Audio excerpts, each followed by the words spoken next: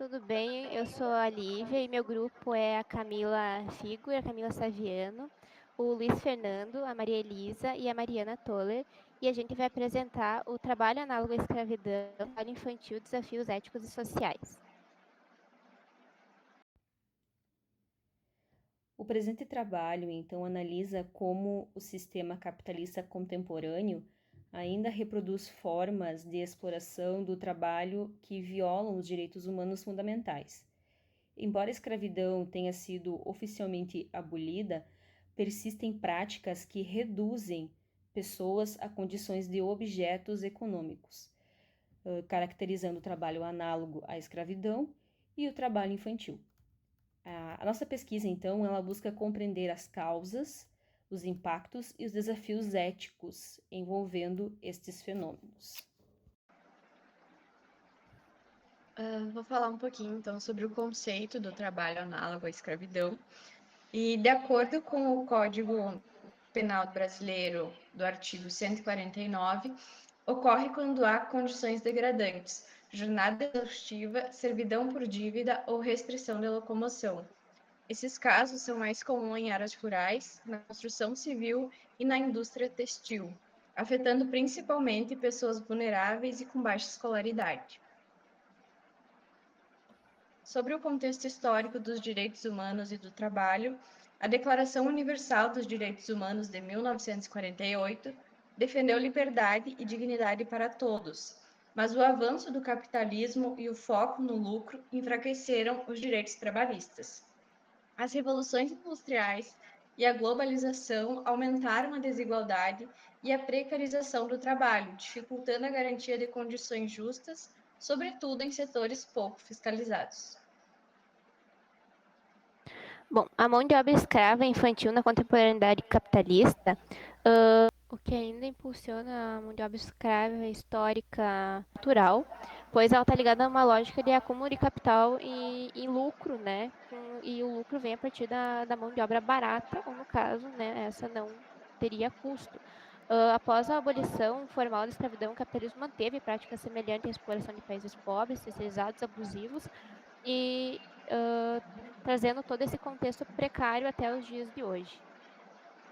A abolição da Lei Áurea em 1888, o principal motivo que impulsionou a assinatura da Lei Áurea foi uma questão muito mais econômica do que humanitária. Naquele momento, o Brasil estava se modernizando sua economia, né? Então, eles precisavam girar a economia interna do país.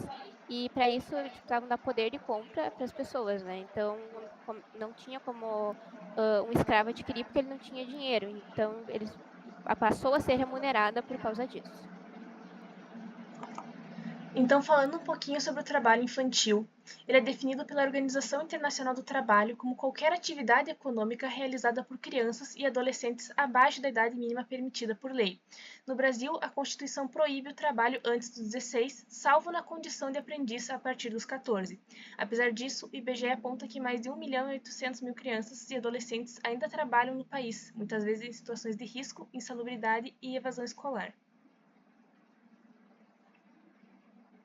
Então, aqui eu vou dar um pequeno exemplo sobre a vinícola Aurora e a vinícola Garibaldi, que, após investigações, foram flagradas mantendo cerca de 200 funcionários em condições análogas à escravidão, cuja penalidade se manteve em uma multa de 7 milhões de reais.